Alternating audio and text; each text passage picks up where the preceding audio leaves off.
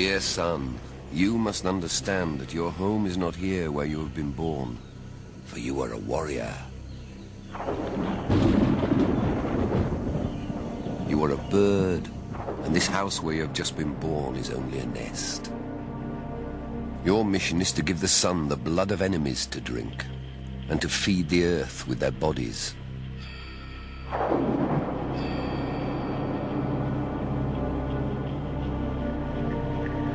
In the time of Columbus, Europe discovered a strange new world, where every boy was born to fight, and men fought for living flesh.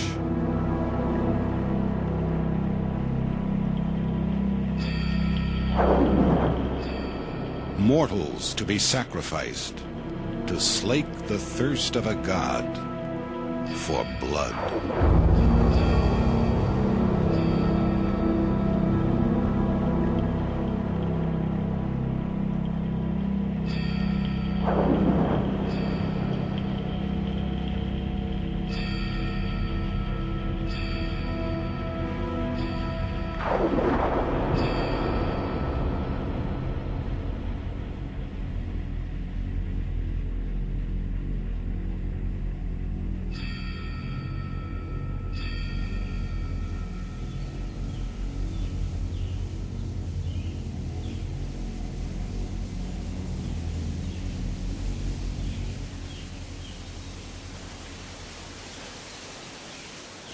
On a bright, warm day in the autumn of 1519, Spanish conquistadors rode down into the valley of the shadow of death.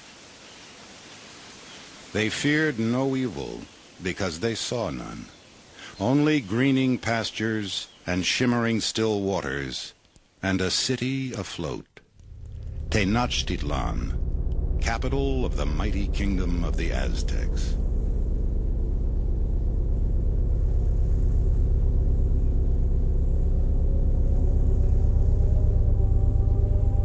These great pyramids and buildings rising from the water, all made of stone, seemed like an enchanted vision.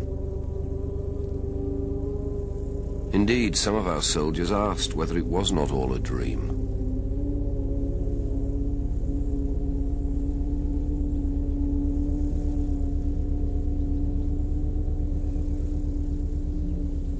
Riding 8 abreast down a long causeway, a few hundred foreigners entered a city of 200,000, larger than any in Spain.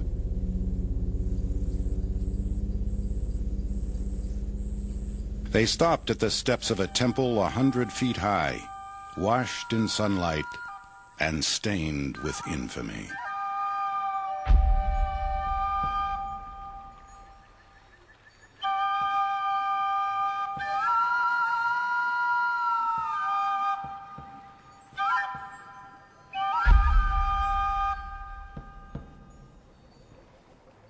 The walls of the shrine were so caked with blood, and the floor so bathed in it, that the stench was worse than that of any slaughterhouse in Spain. They beat the drum, and the sound was most dismal, like some music from hell. There were many diabolical objects, and large knives, and many hearts that had been burnt before their idols.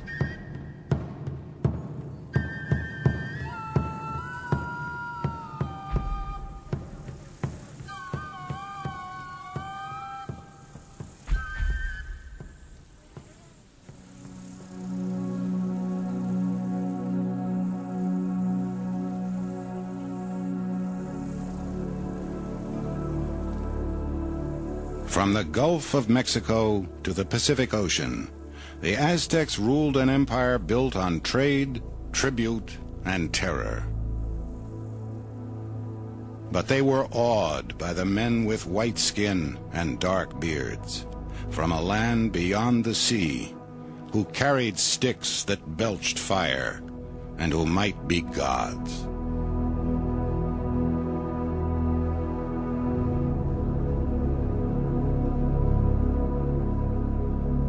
Scarcely 200 years before the Spanish arrived, the Aztecs entered the Valley of Mexico and settled at the center of vast Lake Texcoco. By sinking logs into the soft ground and raising platforms over the marshes, they built up their great capital, Tenochtitlan.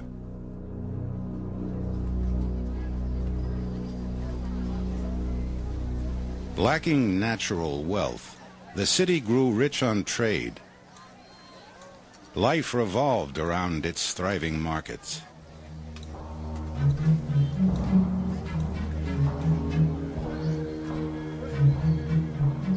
As the Aztecs multiplied, so did their power. Tenochtitlan, built upon mud, gained a second foundation. Tribute, in goods and flesh, exacted from its weaker neighbors by its powerful army.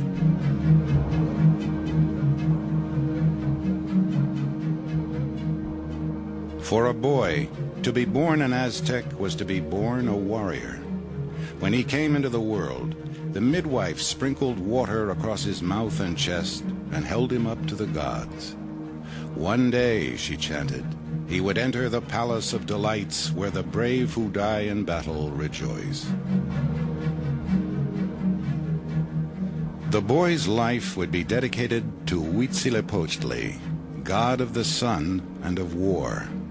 He was the model for every warrior. Each night, the sun god fought furiously with the moon and the stars. At dawn, victorious, he rose again, and crops flourished.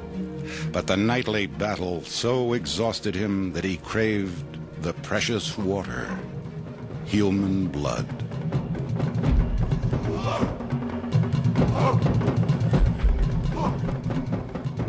When the Aztecs dedicated their shrine to the sun god, they wallowed for days in an orgy of sacrifice.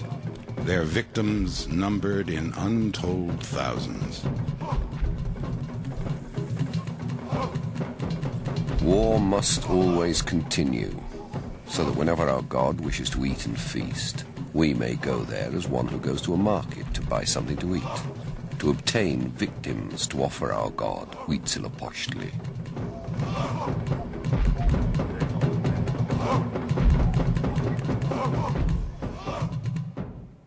For the Aztecs, warfare was their lifeblood.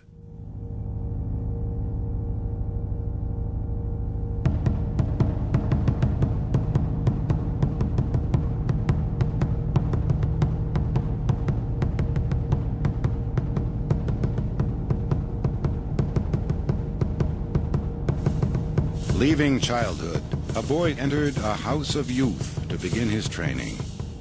Priests scarred his torso and arms with the marks of the sun god and taught him the ballads glorifying fallen heroes. The brave warriors and all the youths, each day, each night, should sing and dance, so that all the cities which lay about Mexico should hear. At 15, the boy learned the tools of his profession, the bow and the sling, the javelin and the shield, but foremost